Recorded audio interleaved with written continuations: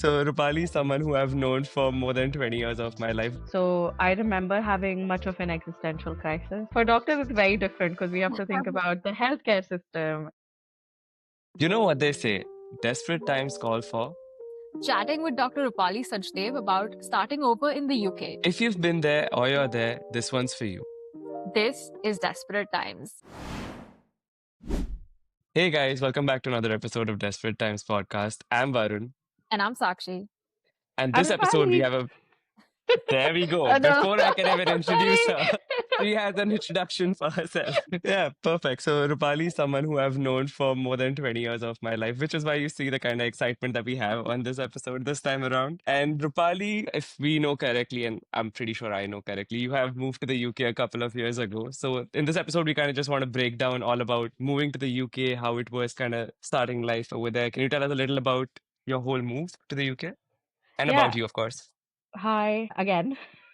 I'm Rupali. I graduated in India, Varun and I kind of grew up together in Mumbai. And about 2 years ago, I moved to the UK for doing my training, for doing my postgraduate MD or whatever you might call it. The move was exciting. It was something I always wanted to do because I was like, I want to see what it's like living by myself, being an adult, which is interesting. But Hmm. yeah, I've been here for 2 years. I first moved to the north, which was in Liverpool. It was a lot colder, windier, but people were a lot more friendly.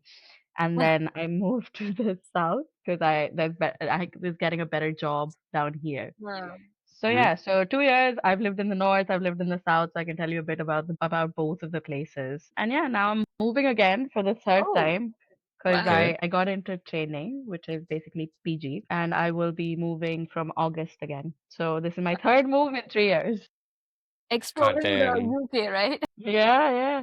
And it's very common. So in the NHS, the staff is very mobile. So people are constantly moving from one place to the other. And it seems very unusual because in India, I think most people base themselves in one city and then spend the rest of the life there. But in the Hmm. UK, people are moving all the time, And with UK, especially when they're young. Sorry. no, all good. I mean, that makes sense because when you're younger, you have more flexibility to like move around. And I mean, I guess as you go ahead in life, you have more people that depend on you, and then you have to think about all those other people as well. But tell Mm-hmm. us, like you said, you always wanted to do this adulting and like move out and study. So was UK always the priority? Like, was that top of your list, or did you consider other countries? So when I was in my third year of med school, that's basically around the time when people decide what they want to do. So what they want to do Hmm. for post-graduation, where they want to go. So I remember having much of an existential crisis because I went to we have these coaching classes in India where they make you sit for like 8 hours a day and sort of Oh my memorize God. stuff. And I was Hmm. like, this is horrendous. This is Wow. not what I want in terms of my education. So I decided that I want to see what else is out there. So the Mhm. comparison was between the US, the UK, and staying back in India. When you're in medicine, it's a bit harder to relocate. I think because Hmm. the reason being our qualifications need to be ratified Right. by Mhm. whatever country we're going to. So we have to do exams, we have to sort of figure out what licensing we might need to practice in that country.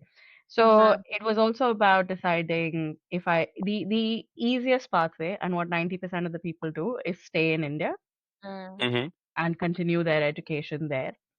However, as I said before, the teaching, then coming to my clinical years and understanding how practice works, dealing with the pressures, all of that made me realize that I had to look outside. Between the US and the UK, you're sort of, when you come from India, you're kind of limited to English speaking countries. I like the European lifestyle. I Mhm. had done electives when I was in med school in Greece and Germany, and I Oh was like, wow. I like how there's life that's prioritized besides work as well Yeah. more than a Hmm. balance. It's more of prioritizing of life, which is what I was looking for. So with the US, it's again for doctors it's very different because we have to think about the healthcare system. Is it going to Hmm. be privatized? What kind of Mm. opportunities will I get? What am I looking for in life?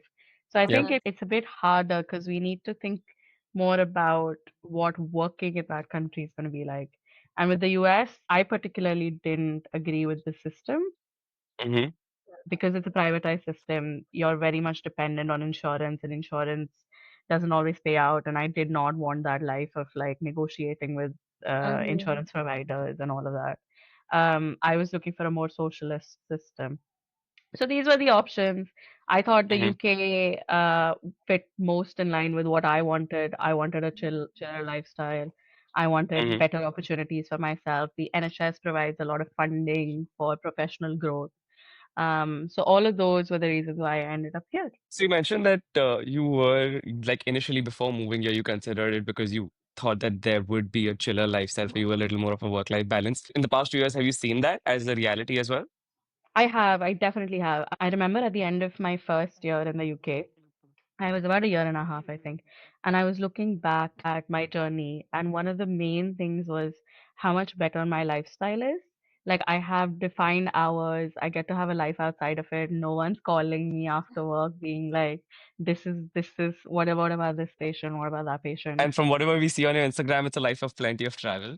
I know I've been Oh, nice. traveling. I've had the time to explore my hobbies. As you can see, Dua Lipa is on me. I've gone to a lot of concerts. But yeah, I've really lived it up after moving, and this is the lifestyle I wanted because a lot of people decide to go to the US to sort of look for greener pastures, the money that comes with it. But Mhm. then you also have to give in that many hours, put in that much work, and that I'm quite ambitious, but I also knew I wanted a better life outside of work. For Fair, sure. fair.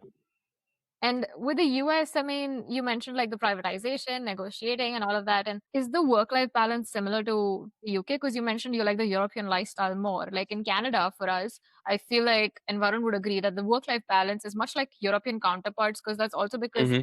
Canada comes under like the British Dominion or whatever. I mean, so that way compared to the US, did you find that the work-life balance wasn't like that much of a possibility, and that's why also you were inclined more to the UK? I think with the US, it's a bit more challenging when you're in your residency. So your Right. residency is most of your training that you do in post graduation, Hmm. and that requires being in the hospital for long hours. It's similar to India, Mhm. but that's shorter. So in the US, if you're supposed going for internal medicine, it's a 3-year residency compared to the UK. I Hmm. was interested in more competitive branches. So getting those in the US is one a lot trickier because again, it's in the US, it's there's a little bit of referencing that you need, Mhm. and the Indian way of saying sifarish and all of that, Hmm. funnily enough, still exists in the US. So Right. it's a lot more competitive.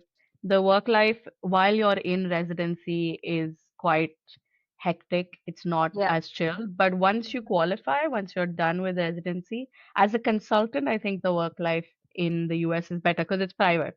So you can Mhm. Hmm. control your hours, you can control your time. With the UK, you're under the NHS, so you still have a certain obligation to the government, to the public system, unless you go fully Gotcha. private. But again, nobody can do that uh, straight out of their training. But I didn't mind that. For me, I think when you look at the US, especially for doctors, it's all about like flashy cars, big houses, and all of that. But for me, Hmm. it wasn't really a priority because I'm not particularly flashy as a person either. Mhm.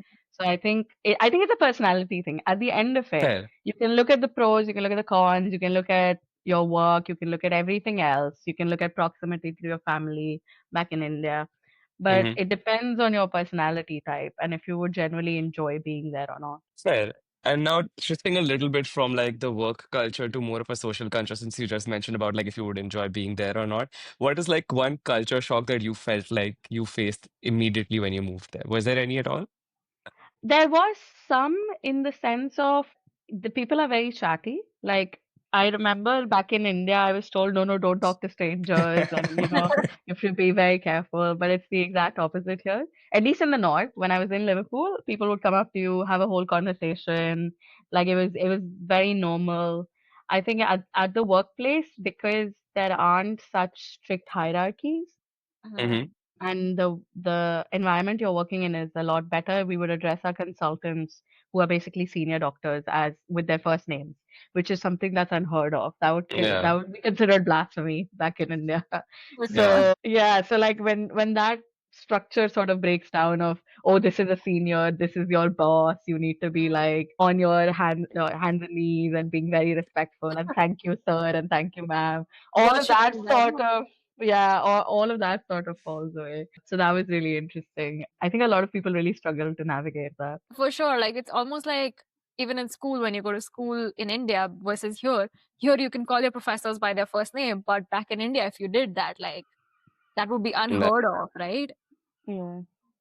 I mean, Yeah, it's behind their backs, we crazy. call them by a lot of Of nicknames course, for but you sure. can't address them as such, right? I mean, everyone Yeah, has a yeah, yeah. nickname, Of but course not. Of course not. I think beyond addressing as well, your relationship with your superiors is a lot more relaxed. You're not Mhm. expected to pretend to be like this person at work who's not like who has no life, who's a robot, who's like constantly just there at work. There's no conversation outside of that. But I think it's different here in the sense of they expect you to have a life. They've sort of lived their lives this way, and they like it's a lot more relaxed, where in the sense Yeah. of there's a lot of respect for you as a person who sort of has other responsibilities. Even I think looking outside of us, we're quite young. We Uh-huh. don't Hmm. have as many responsibilities, but I think even for people who are a little bit older, there's a lot more consideration. It's a bit more Mhm. flexible. But again, everyone has different experiences. So I think overall mine has been pretty good. And you Sweet, sweet. and you spoke about like the north and the south and how people are like chatty in the north versus south. So like tell us a little more about where you're currently living, which is like the south, and how that's been for you in the UK. So I'm in the south. I'm near Brighton, which is basically on the south coast. So I'm about an hour from Brighton. It's a small city. It's very posh. Like if you compare to Liverpool, Liverpool was very like this was a port city, very like deprived, very impoverished, but very warm people. Hmm. Compared to that, I'm now in a very posh city, which is like completely different. The people are still lovely, but you can sort of tell the demographic of the city is a lot older as well. These are like Hmm. basically old rich people coming from London who wanted to retire by Of the sea. course. So it's a very different dynamic, but it's a smaller hospital. When it's Okay. a smaller hospital, Acha. you're closer to your colleagues. So everyone knows everything. It's very gossipy. There's a lot of drama, but that's what makes it more fun, I think, than working in a bigger center. Where I'm going to move now, I'm not moving too far away. I'm still on the south coast. I'm moving an hour or so away, but it's a bigger city. Hmm. So, and with the way postgraduate training works in the UK, you have to travel a lot. So, I'm going to be traveling an hour to a different city for 6 months and then 45 minutes to a different city for another 3 months. So, it's a lot of, you get to explore a bit more of the city. Yeah. Hmm. But considering the fact that I haven't traveled more than 5 minutes away from my accommodation to my hospital for a year, yeah, it's going to be a big change. And are you looking forward to that? Traveling, maybe that's more exploring. You get to see the local areas a little more because you're traveling between your accommodation and the hospitals. I am looking forward to it in the sense that I get to be in bigger cities. I think there is a charm to being in smaller cities, but there's Hmm. also limitations with there's only so much that's going on. Um, I don't mind the commute because I did it. We come from Mumbai. We've commuted all our Yeah. lives, so Exactly. it's It's. not exactly like it's new to me. I've done the local trains. I've Yeah. done all of the move traveling from the suburbs to south of Bombay every day. Uh-huh. I've done all of that. Hmm. It's just I think it's different here because I haven't done it for a year, so I'm just out of. Mm. I got Outside. lazy. There's no other way of saying it. I got lazy. Fair enough. I mean, it happens. Fair. We've For previously in sure. one of our episodes spoken about like comparing Mumbai versus Toronto, and we spoke a little about like this whole local train situation and how that's was. So I think might as well just shoot it to you as well. Would you rather like do public transport in the UK or public transport, which is like the local trains that we've done in Mumbai? So, if you think about London and Mumbai, the Mhm. public transport is similar. It's very crowded, it gets very hot in the summer. The only thing is the trains are more frequent and it's more organized in that sense. Hmm. There's still obviously not as much pressure as Mumbai, but Mhm. I would not do it again. That is the reason why I chose not to take my training in London and not Oh live in God. London because, oh my God, I cannot do the whole commuter rush hour travel anymore. I don't Oof. have it in me. So the kind of commuting I'm doing now is more between cities. Don't know Uh, how it's going to be because the only times I've taken the trains is while I was doing a part-time degree as a part of this job. So I would commute to Brighton, but that was like once every 2 weeks. So it's not really as hectic. But now mm. Gotcha. commuting every day, I think might be a bit more challenging. So I'm trying to get my driving license and then hopefully I'll be stuck in traffic instead. Well, we hope Right. you get your driving license soon and you pass that test because I know, like, outside of India, things can be tough in terms of the It's a driving. pain. Oh my God, it's horrible. Like it's the one of the jokes in this country is this is the toughest exam you're ever gonna take, even in medicine, is the driving test. Everything else pales in comparison.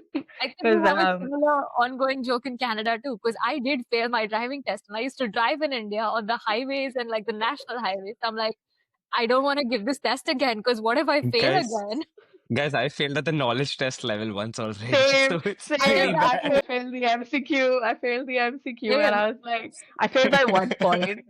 Oh But I was no. so annoyed. I was like, it was really funny though. But it's a running joke. Everyone fails the exam. It's known to be one of the toughest driving tests Mm, in all of Europe. Because so if you've never traveled to the UK, the roads are like tiny. right. Like they try to make it more pedestrian friendly. Other than the highways, the roads are ridiculously tiny, and there's like double decker buses. There's a Right. lot of emphasis on safety, um, which we're clearly not used to coming from where we do. But Well, yeah, hopefully I'll well, pass. yeah, all the best, and we hope you pass in that exam because I clearly did, so someone should. But while we're talking about that, like, how would you compare the rains in the UK to the monsoon in Mumbai? Like, does it give you like similar nostalgia when it rains in the UK, or you do not like it? Because I know a lot of people are like, "Oh, UK is so gloomy and UK is so dark." So, what are your thoughts on that? So I came in with the idea that it was going to be like dark and gloomy, and the stereotype holds true in the north.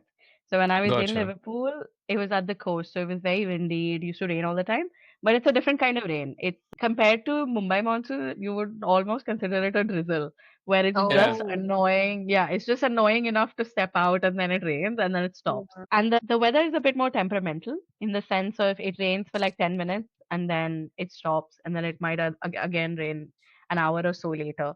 But I think that was one of the reasons why I wanted to move to the south was because of better weather. Like it's mm, sunnier, it's warmer, it rains a whole lot less. You have, I think, winter is a lot shorter as well. So I was like, I need sunshine.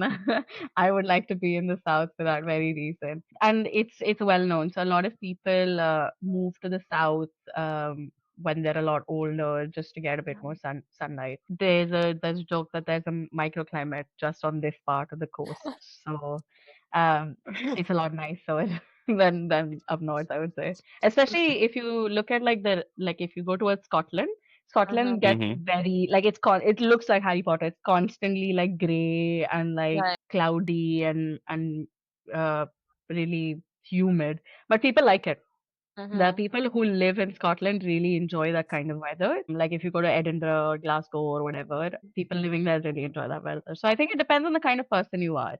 If you're someone who enjoys cozy, colder weather, then you'd like the north. If you enjoy sunshine and slightly warmer weather, the south is better. Gotcha, gotcha. And switching now a little bit of the gears from like the weather part of it to more of the food part of it. I know you in the past you've not been one to cook all too much. I think you, from what I know, you've been experimenting a lot more with food more lately. But what's the food scene like for you? Was that quite a bit of a shift, or was it an easy adjust and adapt? So the UK has a big Indian diaspora, so you can get Indian food. I think when I was in Liverpool, there I was a lot mean, of isn't the chicken tikka masala part of their national dish? I think yeah, that's a running joke, exactly. isn't Yeah, it? yeah, yeah, yeah.